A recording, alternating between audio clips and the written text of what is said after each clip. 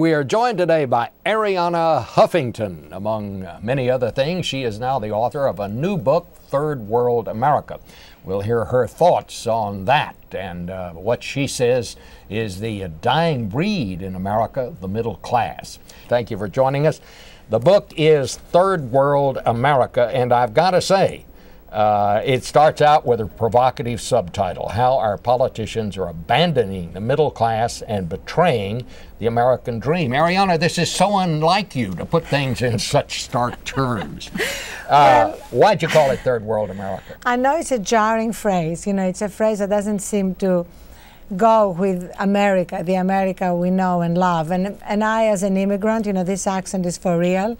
I grew up believing in the American dream. I remember going to school every day, going by a statue of President Truman, who personified, you know, American generosity, the Marshall Plan, a better life. And now what's happened is that for millions of American middle-class families, that is no longer the case. Upward mobility has been replaced by downward mobility. We have 100 million people right now who are doing less well than their parents were at the same age. 2/3 of the American people now believe that their children will not do as well as they are doing. The data are stunning. You know, 26 million people unemployed or underemployed.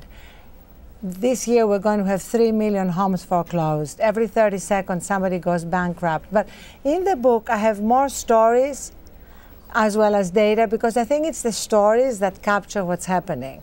Well, what you say, and again, another provocative accusation, as it were, you say the fix is in and the game is rigged. What do you mean by that?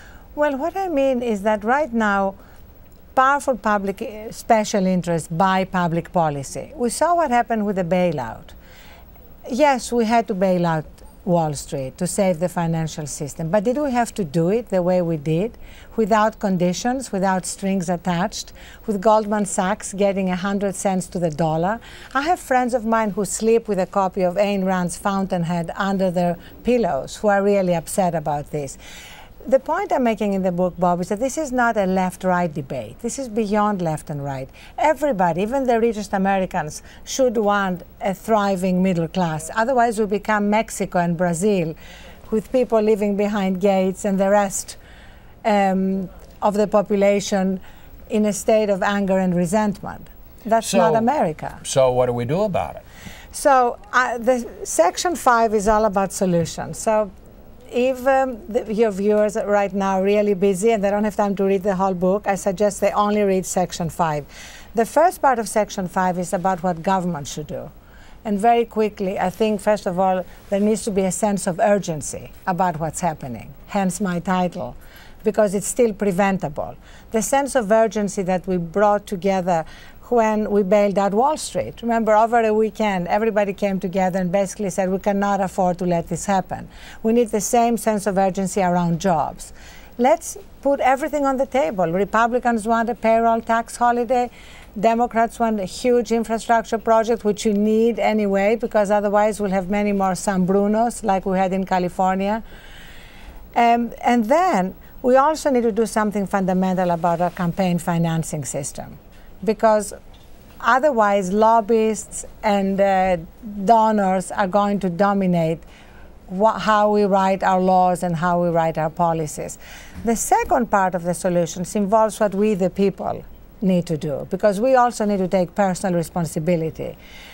Many Americans bought into this idea that you could have a shortcut to the American dream, you know, and no down payment, no proof of income, mortgage, et cetera, et cetera. And we also need to recognize that as well as building our own financial literacy, we need to see what we can give back to our own communities, which is also essential to the American dream from the beginning. The pursuit of happiness was always about feeling good by doing good. And here, I mean, I have these amazing stories around the country, Bob, and that's where my hope that we're going to be able to turn things around comes from. People ranging from Seth Reams, an unemployed worker in Portland, Oregon, who after filing 500 job applications and still having no job, started something called we've got time to help.org. and literally became a Craigslist for service, helping people. And he discovered that by doing that, he felt empowered.